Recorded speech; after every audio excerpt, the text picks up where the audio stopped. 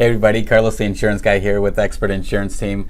Today somebody said that I may look like the Cheshire Cat from Alice in Wonderland if I decided to make a video today because my shirt matches my wall. So here we go, we're going to make a video. But I don't want to go among mad people. Oh, you can't help that. Most everyone's mad here. You may have noticed that I'm not all there myself. And the morals are rare. So what's been going on with all the noise in Congress? What are these acronyms being thrown around? Let's talk about that. What those are what they call budget reconciliation bills. Those bills can change and shape the ACA, but the only thing they can change and shape are anything that's related to budget.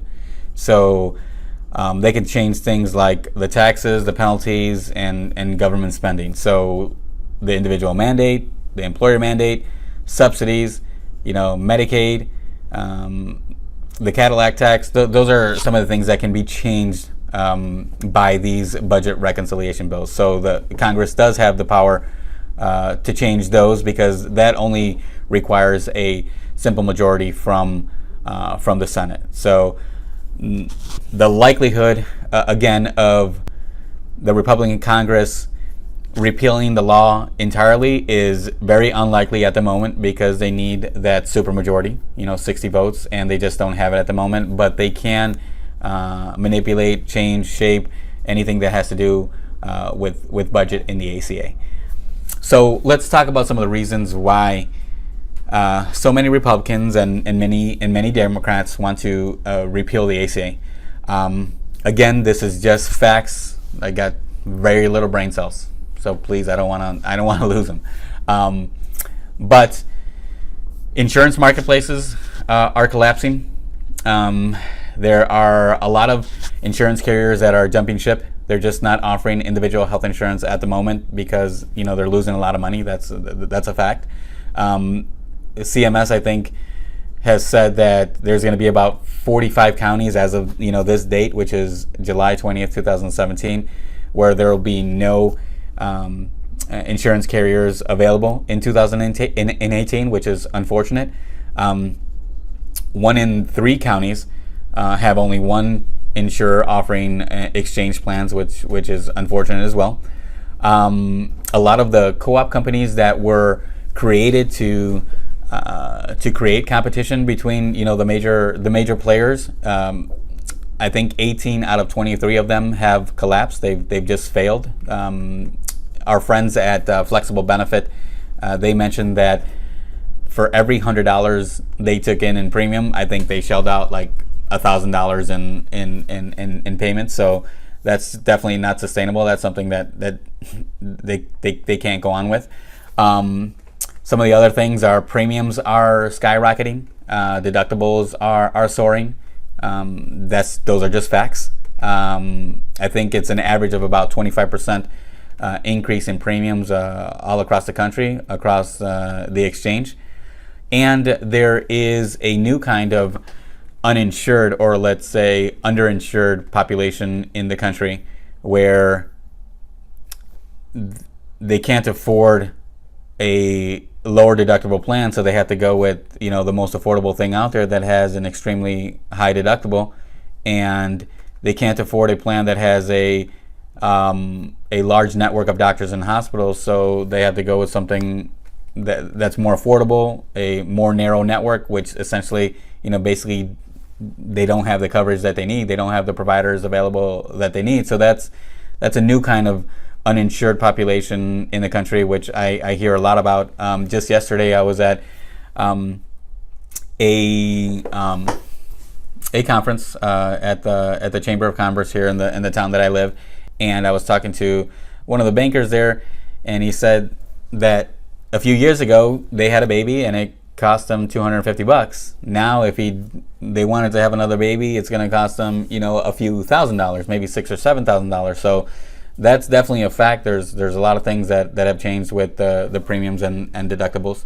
Another thing is the ACA has created a lot of new taxes, that have fallen on the laps of job creators and individuals, with the individual mandate. So that's just definitely, those are definite facts. Everything that I just talked about, it's not a Republican thing, it's not a Democratic thing. It's just facts. Some effects that have come about by the ACA or from the ACA.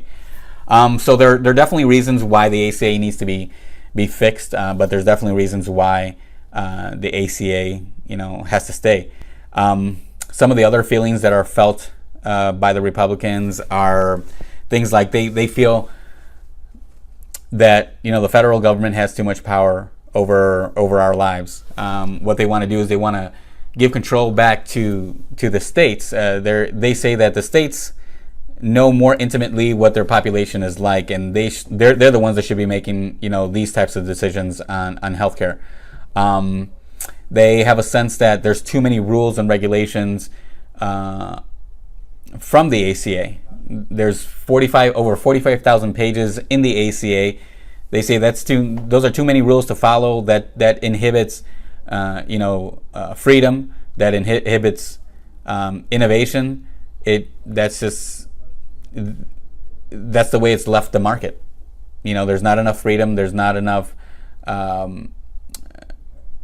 They just can't innovate as much as they used to, right? And I think the United States has the best, medical care, or medical devices, or medical professionals with the ideas. A lot of people, come to the United States to get services done that they wouldn't even be able to fathom in other countries. So, that's one of the other underlying reasons why Republicans are wanting to change or repeal or replace the law.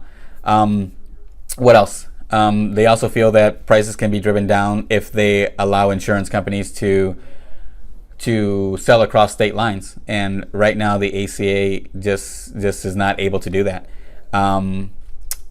They want to eliminate all the healthcare penalties again, the healthcare taxes, and they want to expand the HSA plans, which HSA plans are perfect. I think HSA plans are the best way to launder money.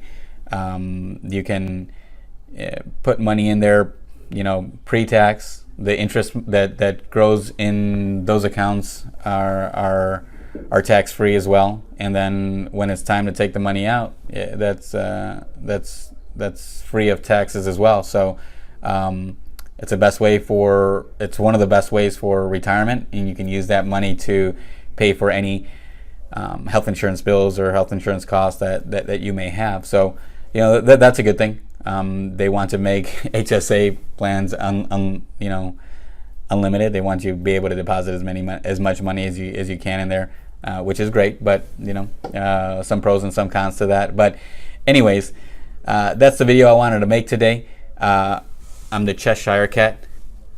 That's what one of my friends told me.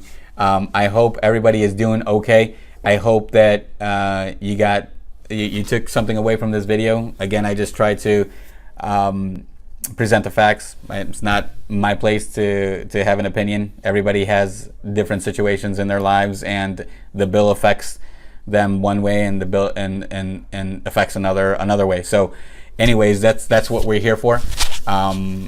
We know how to navigate through all the craziness.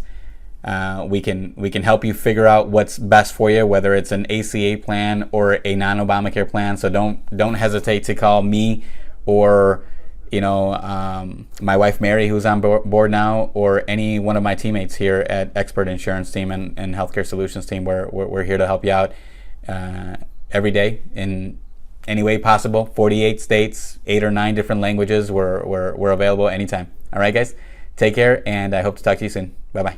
I'm still dreaming. What did that to you? Banner or bandit? The Bandersnatch?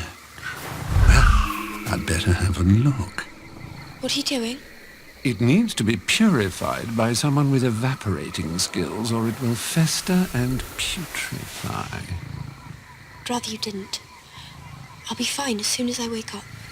At least let me bind it for you. What do you call yourself? Alice. The Alice?